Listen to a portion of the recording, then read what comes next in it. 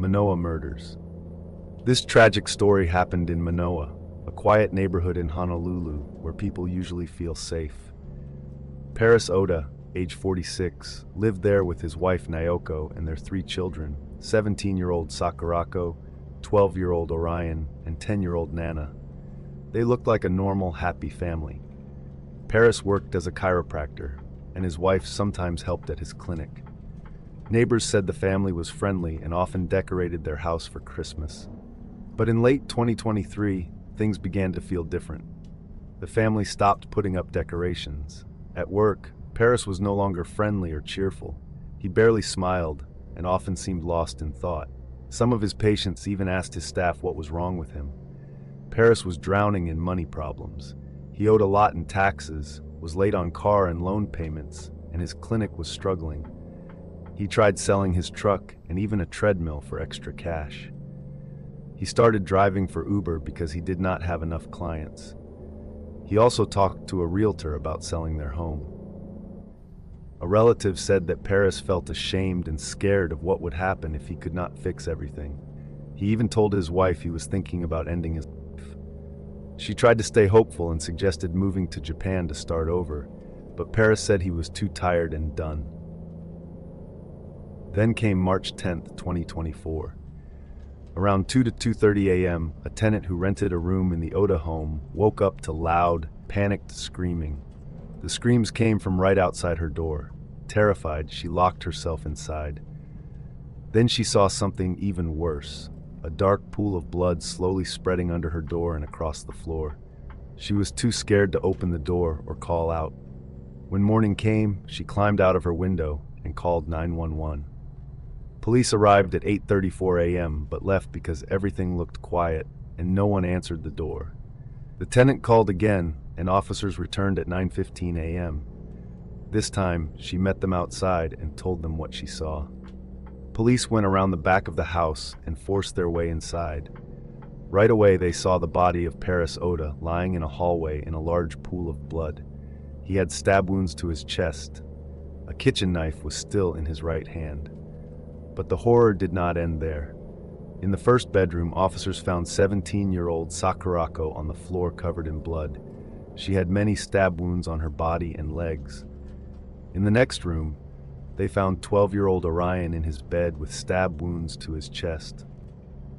In the master bedroom, they found 10-year-old Nana face down with deep wounds cut into her back. Behind the door lay their mother, 48-year-old Naoko, also stabbed many times. All 4 victims had defensive wounds on their hands and wrists, which means they fought hard to stay alive. They tried to protect themselves, but Paris overpowered them. Medical experts said their injuries were life-threatening and likely killed them within hours. Police confirmed that Paris attacked his family sometime between 2 and 2:30 a.m., matching exactly what the tenant heard. The community was shocked and heartbroken. Flowers, letters, and candles were left outside the home, even though many did not know the family well.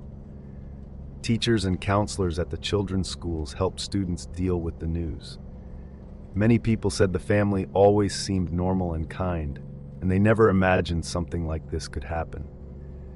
In the end, the reason behind the tragedy came down to crushing money problems, deep fear, and a man who felt trapped.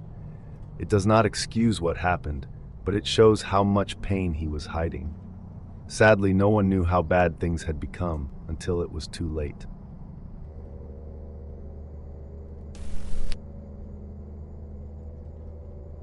The Lopez-Cohen murder case began in a quiet quarry in the Philippines, where a shallow, hidden grave held a terrible truth. On July 6, 2024, investigators dug up the bodies of a Filipino beauty queen and her Israeli partner. This discovery ended a desperate 2-week search for them. The couple had gone to what they thought was a normal business meeting, but instead they were met with sudden and deadly violence. Their car was later found burned on the side of a road, clearly set on fire on purpose to destroy clues. But even fire could not hide everything.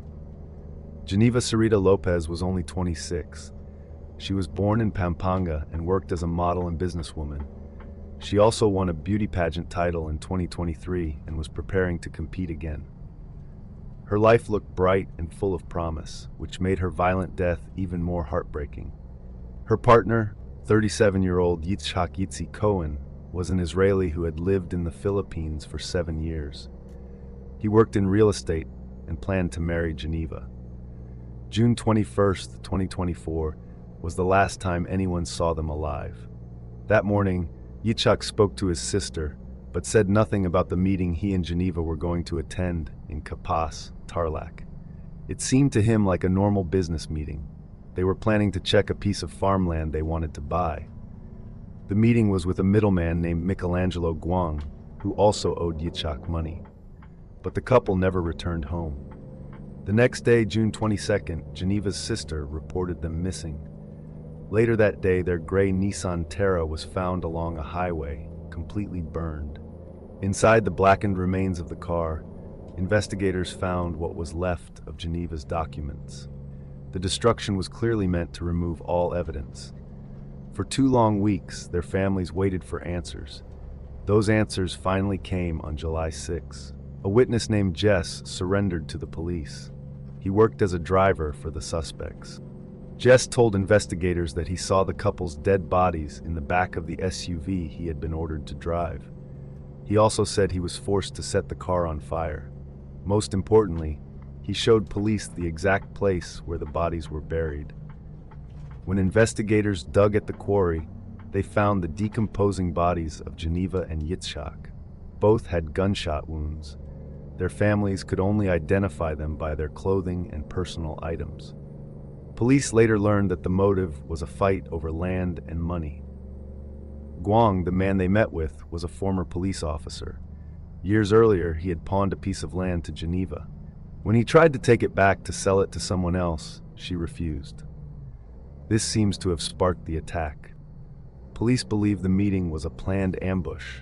Geneva and Yitzhak believed they were simply going to a meeting. They had no idea they were being led into a deadly trap. Even though arrests have been made, full justice is not yet complete. 4 of the 5 suspects had been arrested, but 1 is still missing. The families still wait for the last suspect to be caught, hoping that someday they will finally have peace.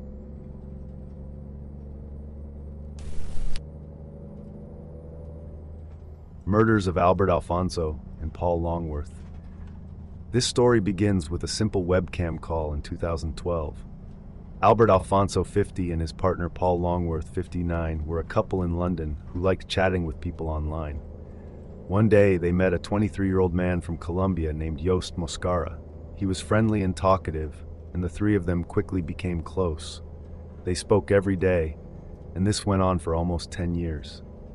After a long time, Albert and Paul decided to fly to Colombia to meet Yost in person. When they arrived, they got along even better than they expected. Their friendship turned into a sexual relationship, and all of them seemed happy with it. When Albert and Paul went back to London, they stayed in touch with Yost. Later, they invited him to stay with them in their flat in Shepherd's Bush. They even offered to pay for everything. Yost accepted and came to England. When Yost arrived, the 3 of them went back to having intimate time together. Albert often filmed these moments. Paul joined sometimes, and sometimes he did not. Yost acted like everything was normal, but he had another plan. While staying at the flat, he secretly looked through Albert's banking information, passwords, and even checked how much the flat was worth. He was preparing to steal from them and to kill. One morning, Paul spoke to a neighbor through the window. It seemed like an ordinary day. Inside, Albert was at work, and Paul was alone with Yost. Around lunchtime, Yost closed the curtains and searched something online for the last time before the attack. Then he picked up a hammer from the flat and walked up behind Paul. Without any warning, he hit Paul in the head again and again, 9 times in total. His skull was smashed and he died. Yost then hid Paul's body under his own bed. Later that day, he met Albert at the gym as if nothing had happened. Albert had no idea Paul's body was only a few feet away. That night, Yost seduced Albert like usual. Albert set up his camera to film the intimate moments, not knowing he was about to record his own death. During the act, Yost grabbed a knife he had hidden earlier. He suddenly stabbed Albert again and again, 22 times. Albert screamed while Yost laughed. The whole attack was caught on camera. Yost tried to move money from Albert's bank account, but the transfer failed. He did manage to take £900 from an ATM. Then he returned to the flat to clean up.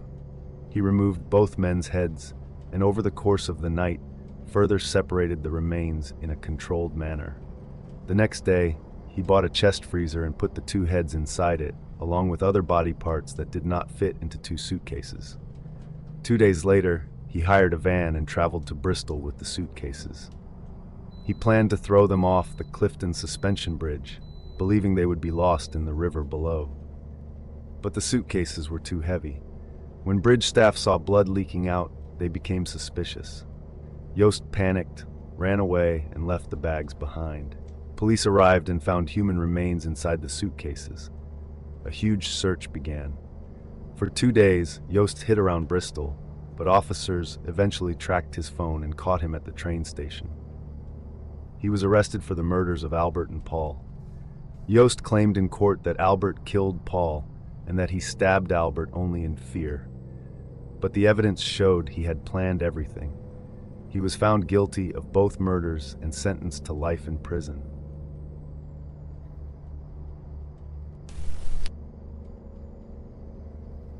Prosper family murders. This is the story of a teenager named Nicholas Prosper, who lived with his mother and 2 younger siblings in a small apartment in Luton. From the outside, their family looked normal, but Nicholas spent almost all of his time alone in his room. He was quiet, kept to himself, and did not talk much. Over time, he became more and more isolated. Nobody knew how dark his private world had become. Nicholas spent many hours on the internet every day. He watched extremely violent videos and looked at disturbing images, including pictures of murder victims and school shooting reports. He also talked online about wanting to become famous for violence.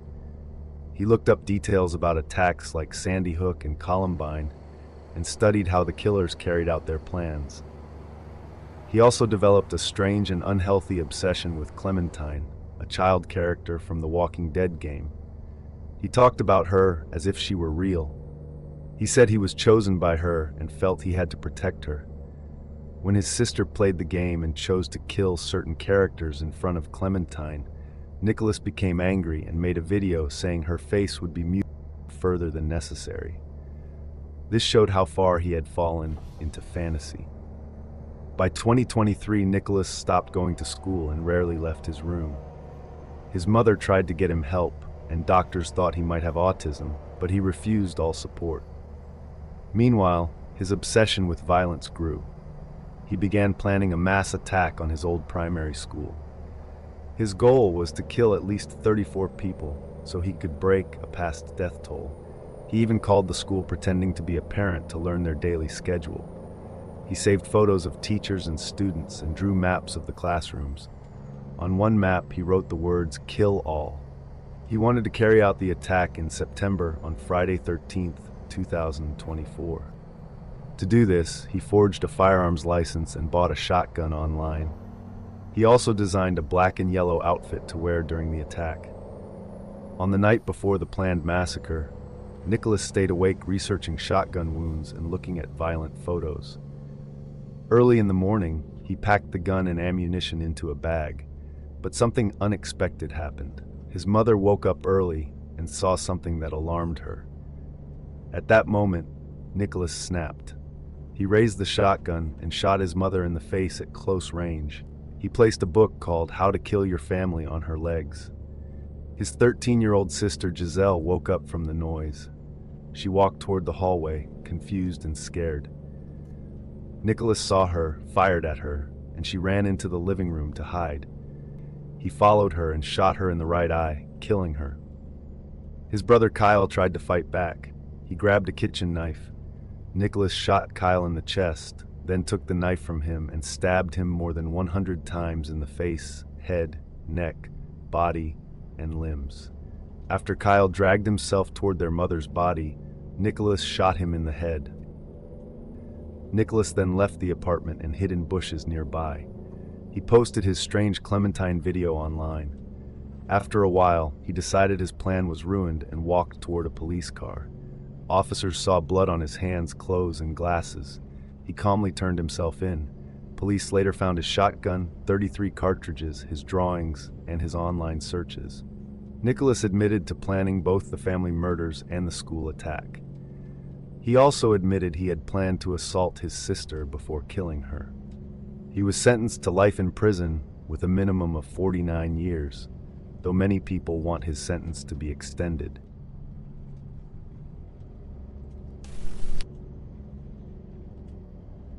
Hunt family murders.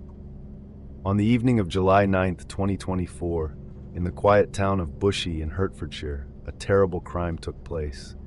A man named Kyle Clifford, aged 26, carried a crossbow hidden under a white sheet as he left the Hunt family's home. For hours before that moment, he had been inside the house carrying out a plan he had prepared for weeks. His goal was to kill 3 women from the same family.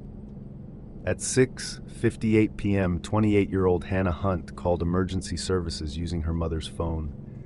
She said he shot us and told them the man inside was her sister Louise's ex-boyfriend, Kyle. When police and paramedics arrived 12 minutes later, they found 61-year-old mother Carol and 25-year-old daughter Louise already dead. Hannah was still alive but badly hurt and could not be saved. Hannah and Louise had been shot with crossbow bolts, and their mother Carol had been stabbed to death. The family's father, John Hunt, and another daughter, Amy, survived only because they were not home. The murders shocked not only the town but the whole country, especially because John Hunt was a well-known BBC horse racing commentator. He had been working at a racecourse that day. The last message he sent to his family, asking if everything was okay, was seen not by his daughter but by her killer. Kyle Clifford ran away right after the attack. Police knew who he was because Hannah had managed to send a text to her boyfriend saying, "Kyle is here. He's tying us up. Police now." Officers searched for Kyle across London and Hertfordshire. They warned the public not to approach him because he was still believed to be armed with a crossbow. The next day, July 10th, Kyle was found in Lavender Hill Cemetery in Enfield. Police moved in from all angles. Before they reached him, Kyle shot himself once with the crossbow. He lived but was left paralyzed from the chest down. Investigators soon learned how carefully Kyle had planned everything. 1 week before the murders, Louise had broken up with him after a long, unhealthy relationship. Kyle had tried to manipulate her into staying, but she refused. 4 days later, he began searching online for crossbows. Then he bought a powerful compound crossbow, a set of bolts, duct tape, and a large kitchen knife. He also bought 2 cans of petrol, possibly planning to burn the house, but later changed his mind. On July 9th, at about 1 p.m., he drove to the Hunts' home and told Carol he was returning Louise's things. Inside the house, sometime around 2:45 p.m., he stabbed Carol to death. Louise was working in her dog grooming shed in the garden and did not know her mother had been killed. Later in the afternoon, Kyle tied Louise with duct tape. He stayed in the house with her for around 3 hours. Shortly before 7 p.m., he shot Louise with a crossbow bolt, killing her. When Hannah came home, she walked in and asked, "What's wrong with you?" Moments later, she screamed, and Kyle shot her as well. He later admitted to the murders. A jury also found him guilty of assaulting Louise during the hours she was tied up. He received 3 whole-life prison sentences, meaning he will never be released. Louise and Hannah's father, John, later spoke in court. He said Kyle would never find peace and would face the screams of hell for what he did.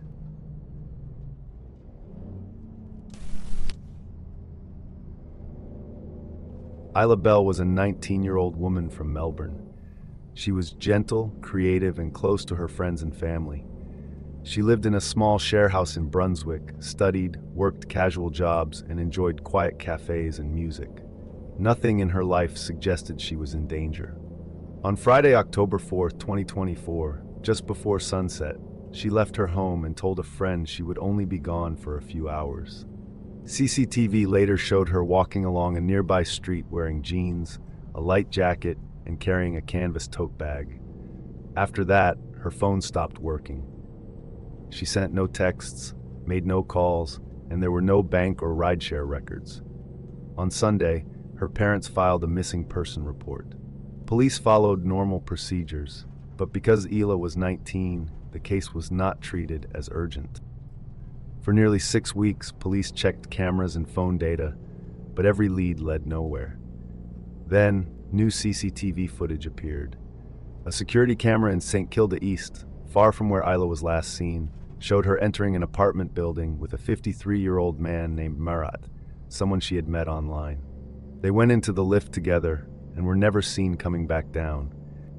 Neighbors later told police they heard a loud argument that night, objects falling and then silence, but no one had called it in. Court documents later revealed chilling details from the night of October 7th. At 12:43 a.m., CCTV caught what looked like a fight through a small gap in Murat's kitchen window. The footage allegedly showed Hila's head being whipped around as she was hit. She fell to the ground, and Murat struck her while she lay there. Her head appeared to rise, only to be pushed back down by his arm.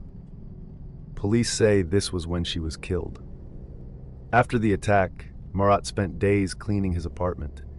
He allegedly placed her body in a fridge, wrapping it in plastic and black tape. With the help of 57-year-old Ayal Yaf, he moved the fridge across Melbourne. Neighbors first noticed a bad smell when the fridge was in Hampton. On November 18th, a man found the fridge and removed its wrapping. A bag fell out, and thinking it contained animal remains, he threw it in a residential rubbish bin. Workers at the Dandenong South Waste Facility later found the bag and discovered badly decomposed human remains. Pieces of clothing and a bracelet matched what Hila had worn the night she disappeared. DNA tests confirmed it was her. The autopsy could not give a clear cause of death. The body had been in a freezer, then crushed in rubbish trucks. There were fractures to her ribs and chest, signs of blunt force trauma, and traces of sedatives and alcohol. But experts could not tell which injuries happened before death and which happened afterward. Murat was charged with murder and Yaf with helping hide the body. Murat admitted moving the remains, but denies killing her. Both men appeared in Melbourne Magistrates' Court. For Hila's family, the ordeal was devastating. Her mother, Justine Spokes, made emotional appeals through social media and press conferences. Friends and family spread posters across the city. Vigils were held where people lit candles and left flowers. Her family said simply, "Our daughter deserved help, not to be hidden."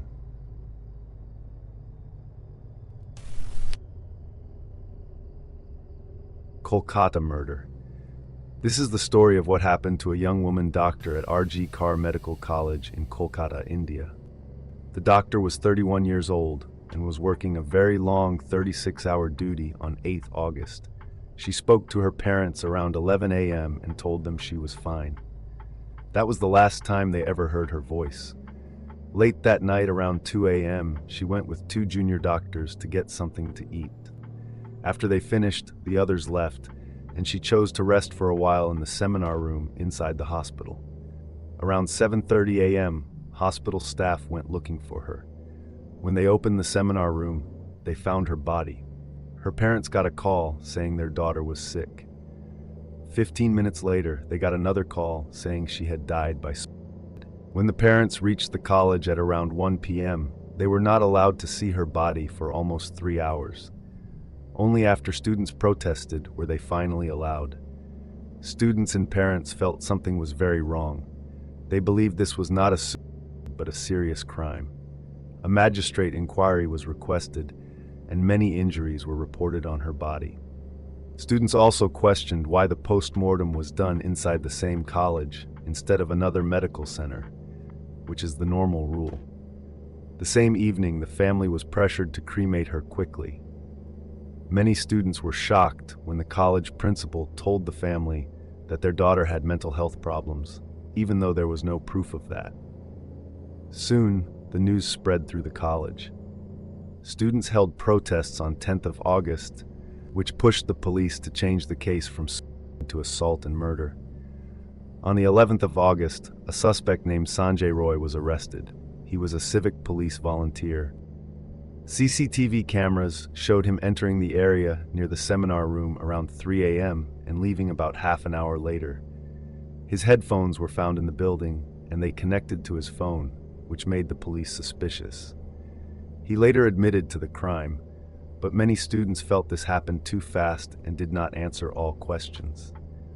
On the 12th of August, the principal resigned after pressure from students. But only 9 hours later, the government appointed him as principal of another college, but students from that college blocked him from entering. On 13th August, the case reached the High Court. Judges questioned the police about why the parents were misinformed, why they were kept waiting, and why the principal's statement was not taken. That evening, the case was handed over to the Central Bureau of Investigation. Soon after, students noticed construction work happening near the crime scene. They feared someone was trying to remove or change evidence, so they protested again.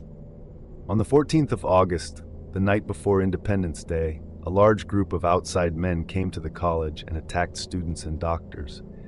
They also tried to damage the crime scene. Many doctors called the police, but no one came, even though the police station was very close. This made students believe that powerful people might be involved. The case soon spread across India. Doctors and students in many states held protests. They demanded better safety for doctors, stronger laws to protect them, and proper facilities like safe restrooms in hospitals. People also say this case is not only about a doctor, but about the safety of all women in the country.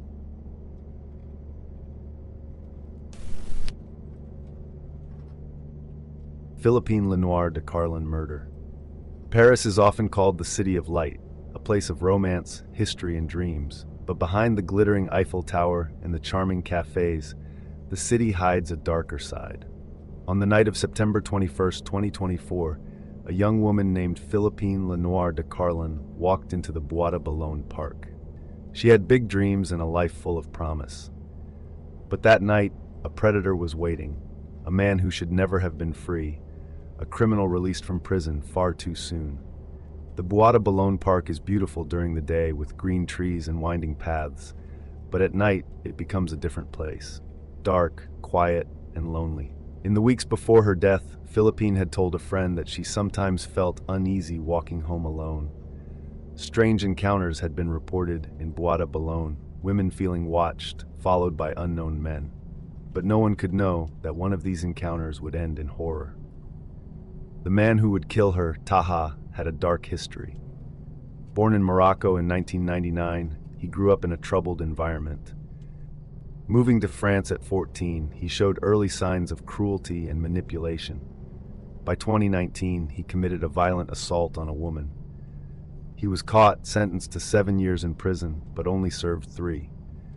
He was supposed to be deported to Morocco, but bureaucratic delays let him remain free, and that freedom would cost a young woman her life. On the night of September 21st, Philippine walked into the park. By 11:40 p.m., her phone stopped transmitting. What happened next was fast and brutal. Taha attacked her, leaving her body hidden near a wooded path. Investigators said it was clear he wanted her to suffer. Taha disappeared after the murder, but was eventually tracked to Geneva, Switzerland, and arrested. Philippine's murder was more than a crime. It was a failure of the system. A convicted predator had been free, a deportation never enforced, and now an innocent young woman was dead. The public demanded answers. After months of investigation and public outrage, Taha was sentenced to life in prison. For some, justice was served. For others, no punishment could bring Philippine back.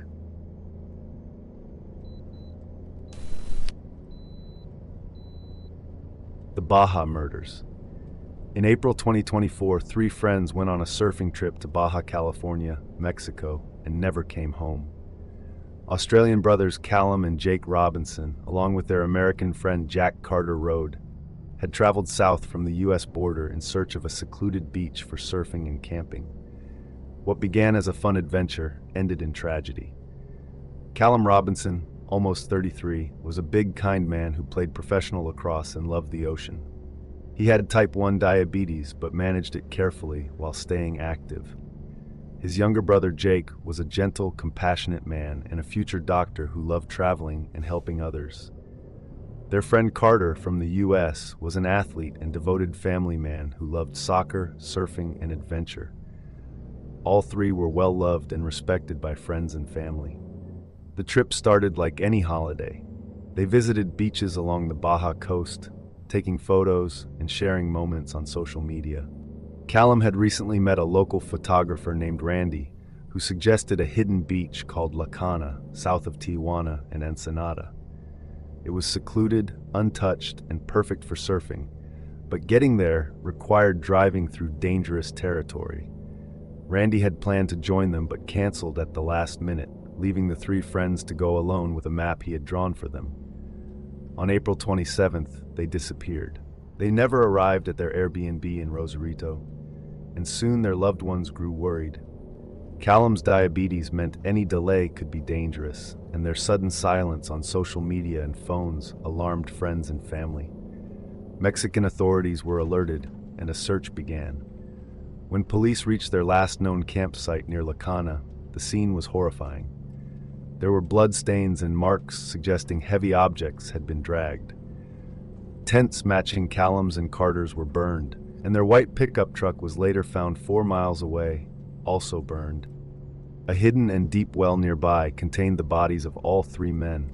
Each had been shot in the head. It was clear their deaths were violent and deliberate. Authorities quickly arrested 3 suspects: Jesus Gerardo, his brother Christian Alejandro, and Gerardo's girlfriend Ari Gasal. Gerardo, known to have a history of crime, reportedly admitted to killing the 3 men.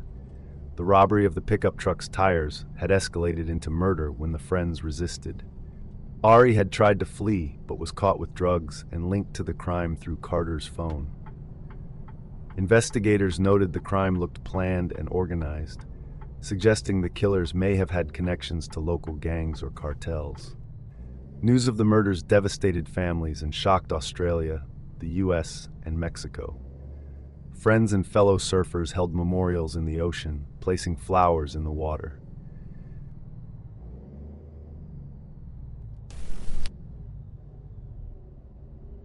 Murder of Hannah McGuire. At 3:43 a.m., Debbie McGuire's phone buzzed beside her bed.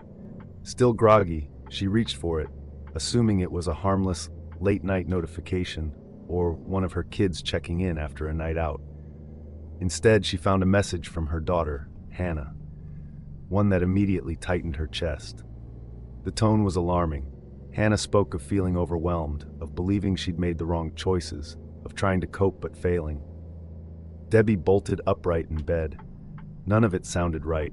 She fired back frantic replies, urging Hannah to tell her where she was, insisting she couldn't return to the situation she'd been struggling with, begging her to stay safe. But no responses came. By morning, smoke would be rising from the scrubland outside Barat, leading authorities to Hannah. What haunted Debbie afterward was how wrong those messages felt. Her shorthand, her emojis, the little imperfections that made her texting unmistakably hers. These messages were polished, formal. Something about them felt disturbingly out of place. Despite her fear, Debbie called and texted 23 times, begging her to answer. By dawn, she drove to the house Hannah had once shared with her ex Lachlan Young. She told him about the messages, asked if he had seen her. He said he was worried too. Unsure what to believe, Debbie decided to go to the police. The missing person report was filed just after sunrise. But by then, emergency services were already dealing with something far worse. Around 5 a.m., a vehicle fire was reported deep in bushland southwest of Barrett. Firefighters found a Mitsubishi Triton melted and twisted by flames. Inside, partially hidden under the dashboard, was a body. It was Hannah McGuire. Hannah had a new job she loved, working with children at Delic Primary. She was a netball player, a friend, a daughter. She was just weeks from finishing her teaching degree. She wasn't planning to give up, but strange events surfaced.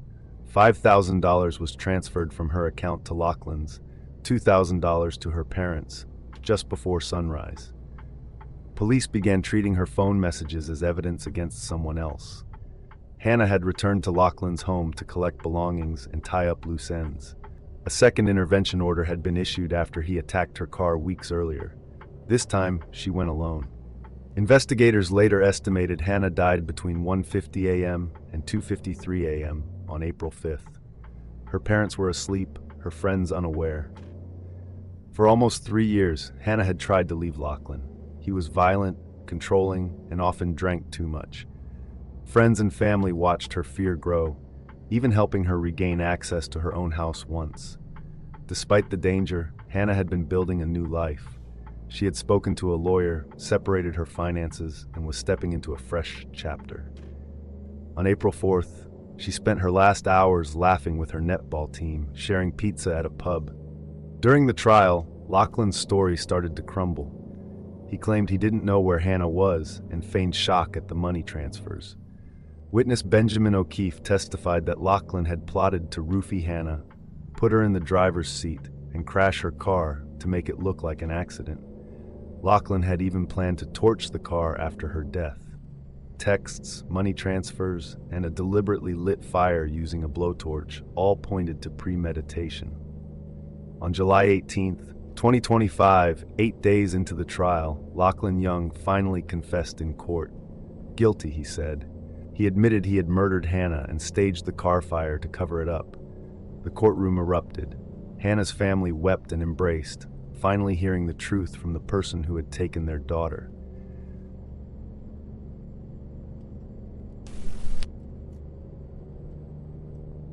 Killing of Mahogany Jackson.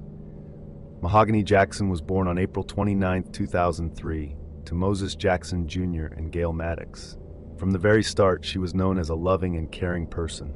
Her smile could light up even the darkest room. As she grew up, Mahogany went to school in the Birmingham City school system. Later, she graduated from Job Corps. By 2024, she was 20 years old and had a daughter who became her whole world. Life had thrown challenges her way, but Mahogany always stood strong. She was happy, self-aware, and had a strong personality. Friends described her as kind, but sometimes too trusting. February 2024 began like any other month for Mahogany. She went to work, spent time with family and friends, and lived her life. But at the end of February, tragedy struck her family, shocking not only their community, but people across the country. On Sunday, February 25th, 2024, around 8 a.m., Mahogany sent a text to her mother. She wrote that she was being held hostage at Serenity Apartments, Unit 3 in Southwest Birmingham. She included her exact location and instructions not to call her, but to call the police instead. By 11 a.m., the police received the message and went to the apartment. When they arrived, Mahogany was gone. They searched the area but could not find her. Hours passed, and by evening, there was still no sign of her. Word spread through the community, and everyone who knew Mahogany was hoping for her safe return. Early on February 26, at around 2:19 a.m., a passerby called the police from the area of 17th Street Southwest and Laurel Avenue. They had found a body under an abandoned mattress in a place known locally as an illegal dumping ground. The body was Mahogany Jackson. She had been shot in the head, and her missing person case became a homicide investigation. The authorities soon received a witness report identifying the people responsible and providing videos of what happened before Mahogany's body was found. 5 videos showed attacks on Mahogany, and with this evidence, the police quickly arrested 7 suspects. Later, an 8th person, Irana Robinson, was arrested. The attack began at Brandon Pope's home, where Mahogany arrived with some of the suspects, people she thought were her friends. She was attacked repeatedly. In a video obtained by authorities, she was taken to Serenity Apartments, where the attacks continued. She was then transported to a remote area called Dead Man's Road. When they realized Mahogany had contacted her family, the attackers tried to force her to give them her phone passcode. She could not, and that led to her being killed. Frances Harris, also known as Ace, fired the fatal shot to her head. Afterward, they left her body under a mattress. The motive was allegedly that Mahogany had taken a firearm from one of the suspects. Mahogany's family was devastated. They had to bury their daughter, knowing the people who killed her were people she trusted. Her mother and sister spoke about how brave Mahogany had been. Thanks to her sending her location, the police were able to arrest the suspects, who now face serious charges. Even worse, Mahogany had a young daughter, now in the care of her grandmother. The community mourned, while social media spread rumors that her family was somehow to blame. But none of that mattered. Mahogany's death was never justified. Her story is a tragic reminder to cherish every moment with loved ones. Mahogany Jackson's light was taken too soon, but her bravery and love will not be forgotten.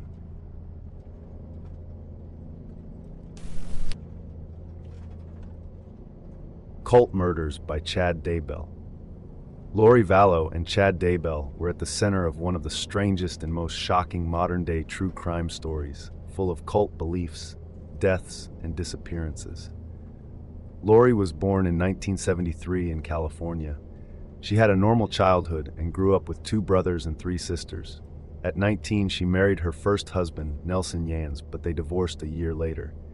She remarried in 1995 to William LaGoya, had a son named Colby, but divorced again in 1998. In 2001, she married Joseph Ryan and had a daughter, Tylee, but they divorced in 2004. Lori's brother Alex even attacked Joseph with a taser after she claimed Joseph was abusive. Lori was known for being attractive, charismatic, and adventurous, but also impatient and selfish. In 2005, Lori met Charles Vallow, a hardworking man from Arizona. He had 2 children from a previous marriage, Nicholas and Zachary. Lori and Charles married in 2006, blending their families. They later adopted Charles's grandnephew, JJ. In 2014, they moved to Hawaii with Tylee and JJ to open a juice bar, which failed. By 2016, they returned to Arizona. While in Hawaii, Lori became obsessed with a series of religious books by Chad Daybell, who claimed to have special knowledge of life and death. She believed strongly in these teachings, which separated people into light and dark categories. In 2018, Lori attended a religious event and met Chad Daybell. Chad told her they had been married in past lives, and the two began communicating secretly. Lori became obsessed with Chad, while her marriage with Charles fell apart. She started believing she was an eternal spirit meant to lead a special group of followers. By 2019, Lori's behavior became more extreme. She called some people zombies or followers of Satan and argued frequently with Charles. On January 31st, 2019, Charles returned from a business trip to find Lori, Tylee, and JJ gone. His truck was missing, his house was empty, and $35,000 had been withdrawn from his account.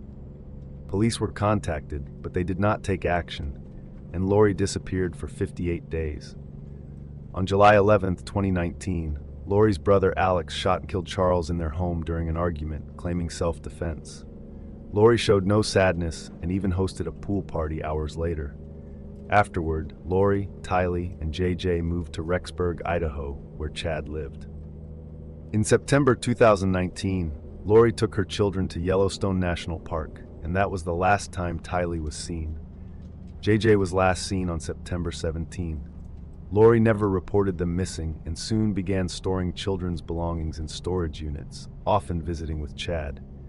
On October 9, 2019, Chad's wife Tammy was shot at in her driveway by a masked man with a paintball gun but survived. 10 days later, Chad reported that Tammy had died in her sleep. Police ruled the death natural, even though Chad refused an autopsy. Soon after, Lori and Chad married in Hawaii. They lied about the children's existence to neighbors and claimed Tylee had died years earlier. Authorities began investigating, and Lori was eventually arrested on February 20, 2020. However, the locations of Tylee and JJ remained unknown for months. On June 9, 2020, police searching Chad's property found human remains of both children near his barn. Chad was arrested trying to flee the area. Lori Vallow Daybell was convicted in May 2023 of murdering her 2 children, Tylee Ryan and Joshua J.J. Vallow, and conspiring to murder her husband's then-wife. She received 3 consecutive life sentences without the possibility of parole. Chad Daybell was found guilty in May 2024 of murdering Tylee JJ and his own wife at the time, Tammy Daybell. He was sentenced to death on June 1st, 2024.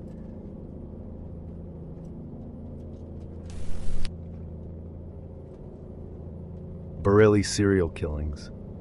In July 2024, the police in Bareilly, a city in Uttar Pradesh, found the body of a woman in a village. At first, they thought it was just a normal murder, but when they looked closely, they realized it was similar to other murders that had happened in 2023. These earlier killings had scared women in almost 90 villages, making them think twice before leaving their homes. Police began to suspect that a serial killer had returned after 7 months. The first murder that drew attention happened on June 5th, 2023. A 50-year-old woman named Kalawati was found dead in a sugarcane field in Pradapur village. She had no enemies, and nothing in her life suggested a motive. Before police could find any leads, another body was found on June 19th. This time, 50-year-old Danwati was discovered near a road in Kolsa village. Like Kalawati, she had no conflicts with anyone, and the police could not find any connection between the cases. At the end of June, a third victim, 55-year-old Premvati, was found in Anandpur village.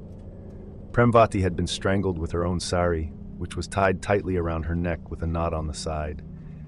This killing method was different from the earlier ones, but it showed a clear pattern. Within 1 month, 3 murders had taken place, and police struggled to gather any evidence. The killings continued. On July 22nd, Kusuma, a woman in Kajuria village, was killed the same way as Premvati. Soon after, Veerawati's body was found in Jwalapur village. The murders were happening in different areas, making it very difficult for police to track the killer. Villagers became terrified, unsure who would be next. After a break of a few months, the murders started again on October 31st, 2023. 65-year-old Mahmood was found strangled in a sugarcane field in Lakhimpur village. His scarf was tied tightly around his neck in the same style as previous victims. On November 20th, Dularo Devi was killed in Rasni village, and on November 26, 63-year-old Urmila was found dead in Jagdishpur. By this time, police realized that all victims were women over 45, mostly alone in fields, and killed by strangulation using their own clothing. The police made several arrests, but the murders continued, showing that the arrested men were innocent. The breakthrough came on July 2, 2024, when Anita Devi, returning home from her parents' house, disappeared. Her body was found later, and the police realized they were dealing with a single serial killer who had been active for over a year, committing 9 murders in total. The killer was eventually identified as Kuldeep Kumar Gangu from Nawabganj village in Bareilly. Kuldeep had a troubled childhood. His father remarried, and Kuldeep hated his stepmother. He was mentally unstable from a young age and could not speak clearly. His anger toward women grew after his own wife left him in 2018. Kuldeep would wander from village to village on foot, observing women in fields.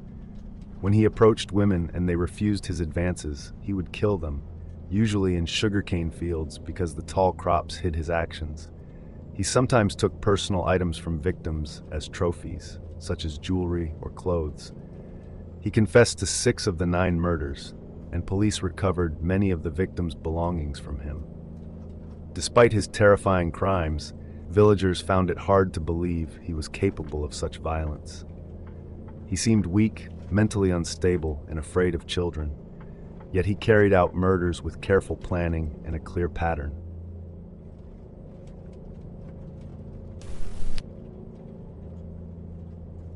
Bondi Junction stabbings. On April 13, 2014, a terrible event happened at Bondi Junction Shopping Centre in New South Wales, Australia. A 40-year-old man named Joel Cucci went on a knife attack. He killed 6 people and injured 12 others, including a 9-month-old baby. 5 women and 1 man died. The man who died was a security guard trying to protect others. That Saturday afternoon, around 3:10 p.m., Joel entered Westfield Bondi Junction wearing a green sports jersey. He left for a short time and came back with a large knife, about 12 inches long. He acted strangely and started attacking shoppers. Some people tried to stop him, while others ran and hid. 5 women were killed on the spot. The security guard died while trying to protect people. 12 others were seriously hurt and taken to the hospital. Among them was a 9-month-old baby, whose mother had also been killed. The attack ended when a lone police officer named Amy Scott confronted Joel on the 5th floor of the building. He lunged at her with the knife, and she shot him in the chest. She tried to save him by performing CPR, but he died. Emergency services arrived quickly, and the building was evacuated. Public transportation in the area was also rerouted. Joel Cucci was from Queensland and had moved to Sydney about a month before the attack. His family recognized him on the news and contacted the police. He was effectively homeless and sometimes advertised himself as a male escort on social media. He enjoyed surfing, but also had serious mental health problems. He had been diagnosed with schizophrenia and had recently stopped taking his medication. His parents said he had a fascination with knives. His father described him as a tormented soul. The investigation is still ongoing, and Joel's exact reasons for attacking people are not yet known. His family and those who knew him describe him as a troubled and frustrated man who had a lot of pain inside.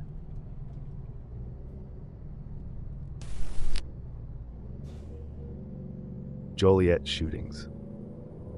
In Joliet, Illinois, a mass shooting shocked the community. A young man named Romeo Nance, 23 years old, is accused of killing 8 people and injuring 1 more. Most of the victims were his family members, and some were as young as 14. This crime is considered one of the worst the local police have seen in nearly 30 years. The shooting began at 2 homes that were across the street from each other. In the first home, police found 4 people dead. Across the street, 2 more bodies were found. A 43-year-old man was shot in the leg but survived. The final victim, Toyosi Baker, 28, was a stranger who was shopping when he was shot. After the shootings, Romeo Nance drove all the way to Texas. Police later found that he had killed himself there. Before leaving Joliet, he also shot a 42-year-old man 9 times at a gas station while the man was carrying groceries. Thankfully, the man survived because none of the shots hit vital organs. Nance was driving a red Toyota Camry during the attack, and surveillance cameras captured him at the scene. Investigators discovered that Nance had a long criminal history. In January 2023, he fired a gun at a woman in a car but did not hit her. He was arrested for aggravated battery, reckless use of a weapon, and obstruction after trying to run from the police. Later that month, he broke the glass of his jail cell and was charged with damaging government property. In February, he faced another minor charge of battery. He was released from jail in March 2023 after his sister posted a small part of his bail. Nance's girlfriend, Kylie Cleveland Singleton, was also involved. She is the mother of his 3-year-old son. In March 2023, she provided $10,000 to bail him out of jail. She was later charged with obstructing justice after lying to authorities about her relationship with Nance, pretending to be his sister in official records. The motive behind the shootings remains unknown. Police have not determined why Nance targeted his family and strangers. Some experts suggest that his criminal activity and past behavior may have caused conflict with family members. Others speculate that he may have been struggling with mental health issues. No one alive can clearly explain his reasons, and police may only learn more through his phone or other records. The shootings left a community in shock and mourning. 8 people were killed and 1 survived.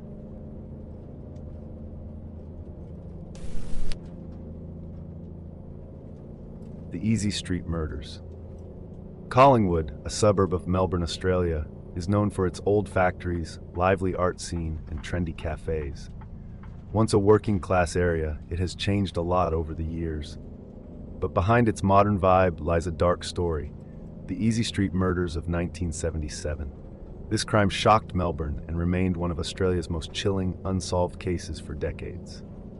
Suzanne Armstrong and Susan Bartlett were close friends from a small town in northern Victoria.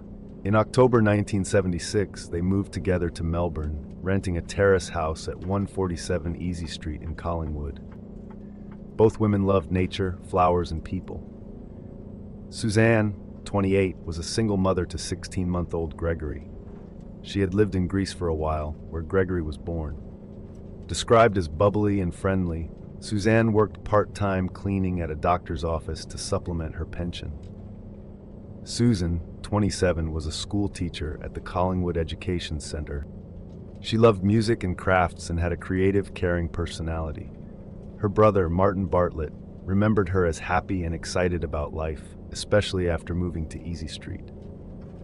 By January 1977, the two women were well-liked in their neighborhood. Their home was warm and welcoming, often filled with friends and family. Locals even called them the Two Sus because of their similar names. On the evening of January 10, 1977, Susan's brother Martin and his girlfriend visited the house for dinner. They left around 9:30 p.m., and both women were watching TV. This was the last time anyone saw Suzanne and Susan alive. Over the next few days, neighbors grew worried. Suzanne's baby Gregory was left crying, and the family's puppy wandered the streets alone. On January 13th, a neighbor named Alona Stevens entered the house through an unlocked back door. She found Gregory safe but dehydrated. Tragically, the bodies of Suzanne and Susan were also discovered inside. Suzanne was found in her bedroom, mostly unclothed, stabbed 27 times, and assaulted. Susan was lying near the front door, fully clothed, but stabbed 55 times, with cuts on her hands and arms, showing she had tried to defend herself. Blood smears suggested she had tried to escape, but collapsed before she could get away. There were signs the killer tried to clean up before leaving. A blood-soaked towel was later found a few hundred meters away. Police found no clear motive, and there were no signs of forced entry, as leaving doors unlocked was common in Collingwood at the time. Despite extensive forensic work, the case went cold. Over the years, police investigated 13 suspects, collected DNA samples, and even offered a $50,000 reward, but no one was arrested. The case was reopened in 2011, and in 2017, a $1 million reward was offered. Advances in DNA technology finally helped police. On September 19, 2024, 65-year-old Perry Karamblis, an Australian Greek national, was arrested in Rome, Italy. DNA from the crime scene linked him to the murders. Karamblis had been a student at the school where Susan worked. He was extradited to Australia in December 2024 to face charges of 2 counts of murder and 1 count of assault. The families of Suzanne and Susan expressed relief and hope after decades of waiting. Suzanne's sister, Gail Armstrong, who had adopted Gregory, said she felt both scared and happy, praising the detectives for their work. Perry Karamblis remains in custody awaiting trial, while more DNA testing is carried out. After nearly 50 years, there is finally hope that justice will be served, and the memories of Suzanne and Susan will not be forgotten.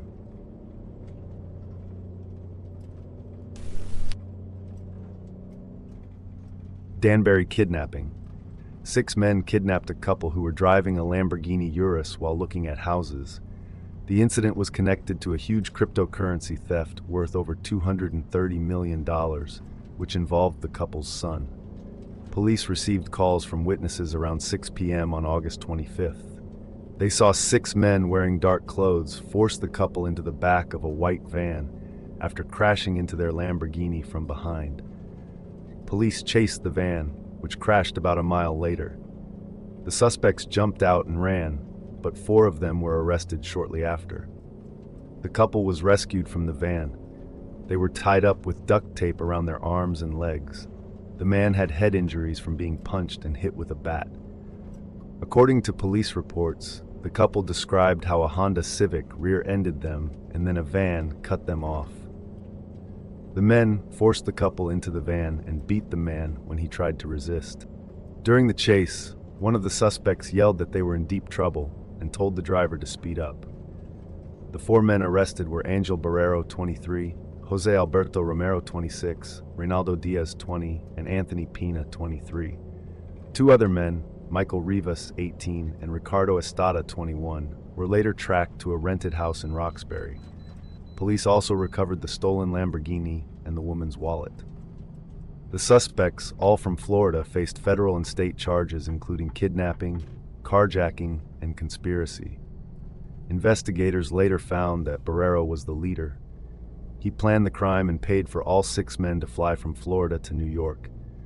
Police also discovered a group chat showing that the suspects planned more crimes. Video footage showed the men watching the couple outside their home before their house hunting trip.